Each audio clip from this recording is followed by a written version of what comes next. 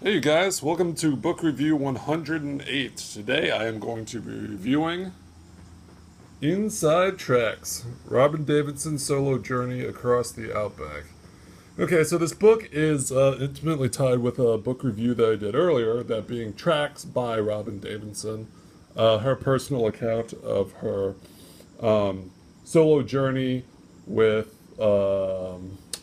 four camels across the Australian outback. Four camels and one dog across the Australian outback. Anyway, after that book was written, I believe in the late 70s or early 80s, the movie or the rights to the movie were in Hollywood for a long, long time, but within the past 2 years, well, I guess it'd probably be 5 years, the movie was made and then released last year. And to go along with that movie, they did this book Inside Tracks, which is essentially kind of like a complementary to the movie, and is much more visually based, say, than the book is, and just kind of brings to light again Robert Davidson's journey. So let's open it up. Okay, well, this title page. Inside Tracks. You got a lot of pictures like this. This is a very large kind of coffee table type book. Lot of pictures. There's the outback with all the Aborigines. Contents, obviously. There was a pretty extensive written section. This is more just kind of like the forward here, but it was more kind of along these lines where maybe like blurbs and pictures. There's the four camels that she had. Let's see if I can get this. Bubba, Goliath. Well, let's see. Oh yeah, here we go. Selka, Bubba, Dookie, and Goliath. I think the Goliath is the little kid, and then Zelky's the mother. Bubba's the senior male, gelded, and Dookie's the kind of mischievous younger male. I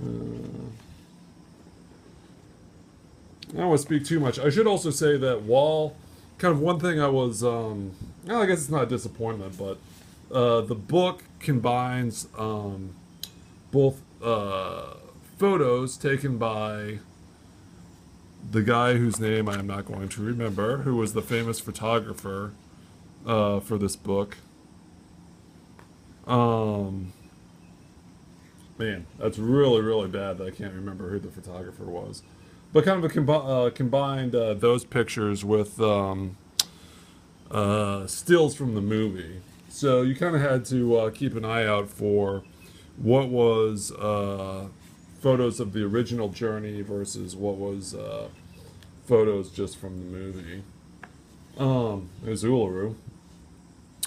What else was I going to say? Oh, the photographer who... Man, I should really look that up. Well, anyway, I said it was a solo journey. It was a solo journey. He met with Robyn Davidson a number of times while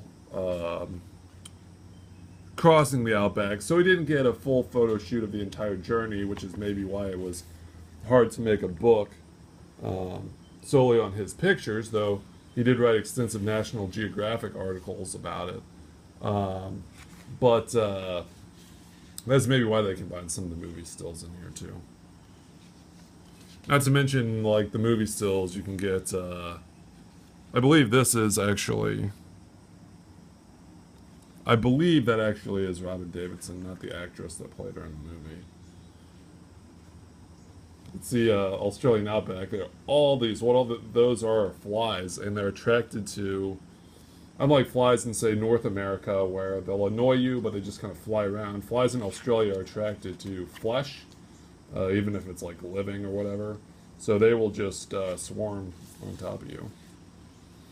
I've got a couple, actually, scrapes on my knee right now. I'm not sure I want to be in Australia with all those flies trying to fly into the wounds in my knee.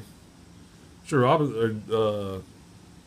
Robyn Davidson, Robyn had plenty of scrapes herself. She probably had to deal with all those flies trying to lay eggs in her open wounds. So that's pretty disgusting. Let's see. What does this say? I was talking about the camels here. Yeah, I think this is no, this is Goliath, not Bub. That's why she can actually have some degree of pulling Goliath. You know, Goliath is the kind of kid of the four of them, and really wasn't required to uh, carry that much stuff on this journey. But kind of what made it interesting was um, Zek was Goliath's mom. And so she would tie Goliath up, and then Zelk wouldn't leave him because Zelk's the one female and there are two males, even though they're gelded. The males wouldn't want to leave Zelk either, so, yeah.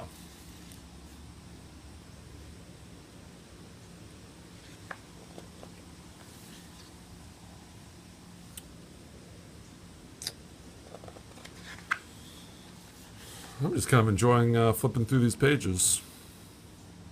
Some camps on those nights were so desolate they stole into my soul. I longed for a safe nook out of the chill, empty wind. I felt vulnerable.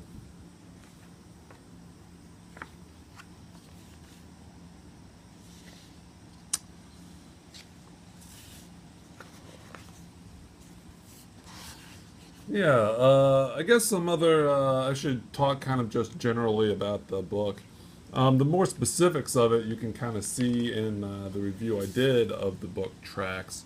Um, I don't know how the movie is because actually I haven't seen the movie, but the book is very it's a very good book, but it's written in a very sort of dramatic style where really emphasizing and justifiably emphasizing the struggles that Robyn went through and just kind of all the BS when she was in Alice Springs, and then all the physical difficulties she got when she actually got out into the outback. Whereas this book, it's tends to be a little more beautifying. It emphasizes the struggle, but you can only have so many big glossy pictures like this, and you know, talk about the struggle. A lot of it's kind of the beauty of the harsh beauty of going through the outback. This is here. Let's go back here. This is one of the Aborigines.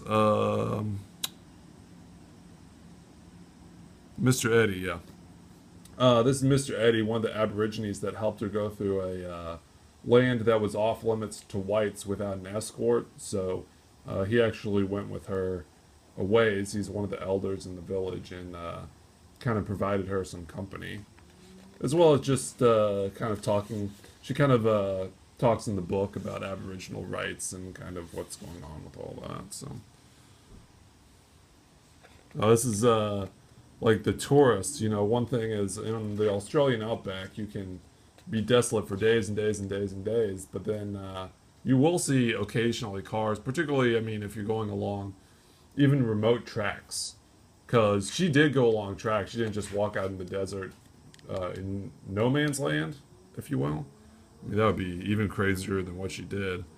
But she would see these big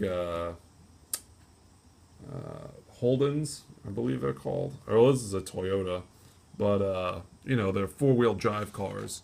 And this is a picture from the movie, and I think this probably is too.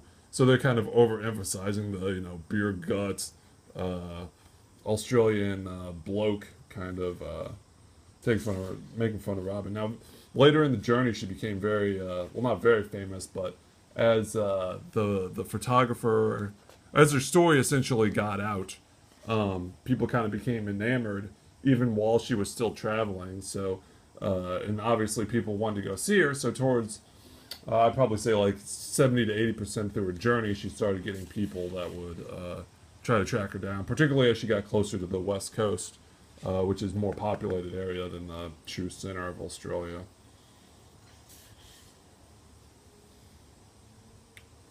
Does. Okay, this is the area of the outback that really is beautiful. It's not the, I believe it's the Simpson Deserts that Burke and Wills Yeah, it's not Willis. It's Burke and Wills made their doomed famous journey into the outback.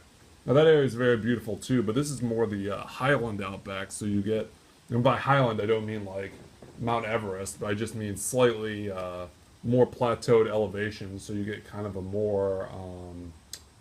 It's probably a good comparison, even though ecologically I'm sure they're very different. Would be sort of the difference between lowland desert Arizona and highland desert Arizona. All these little species. Look at that thing. I think it's crazy. All these little species. There's a rue. Those are witchetty grubs. You can actually eat those, and apparently they taste like peanut butter because all they do is they eat wood all day and then digest it. So,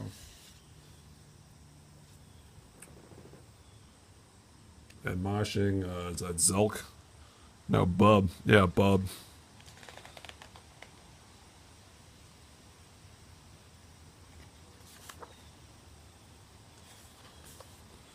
Okay, well, I don't want to go through this entire thing, and this is running 12 minutes long. Really, I kind of went through the first fourth of the book, kind of just flipping through. But, yeah, you can see kind of her dog. Ooh, that's kind of cool. She swam in, they'll have these boreholes that they use for getting cattle water. And she, after the not having a shower for weeks at minimum, probably months on end. She swam in that borehole, even though it's a little scummy on top, and she said it just felt like it was the relief of her life. This was the dog that eventually died from poisoning in the Outback. Yeah, see, there's more of the press stuff I was talking about, that she actually became famous while she was doing the journey. Okay. Ooh, yeah, this is kind of a cool, very impoverished, kind of rural impoverishment of an outback station that they said they were barely surviving, but she said they were the nicest people that she ever met on her entire track. So, okay, well, I think I'm gonna end it. Oh, okay, we gotta look at the Indian Ocean. Yeah. Oh, yeah, that's cool, isn't it? Yeah, so she went from Alice Springs all the way out to the West Coast. Now, she did avoid Perth, obviously, because it's a big city, but I think they went into a stud farm out west. A little postscript. There she is. Okay, well, the other half, you can see this is more like the stuff from the actual movie. They do a lot of, like, scene stuff like this. I'm going to try to flip through a little quicker just because it's starting to run a little long. Okay, well, you can see, like, it's a lot of script combined with stills from the movie. I'm not meaning to take away from the movie, it's just, as I said, it's just kind of running a little long. There's the guy that, Mr. Eddie, played by, I don't remember what his name is, but he's a very famous Aboriginal actor in Australia. He's, I think he was in like Rabbit Proof Fence, stuff like that. Which I also did a review on, the book. You should check that out if you get a chance. Okay, well anyway, that's Robyn Davidson's tracks. I guess I'll see you guys later. I'll be doing more book reviews. All right, bye. Well, let's get one more look. Okay. Robyn Davidson's Inside Tracks. Robyn Davidson's solo journey across the Australian outback.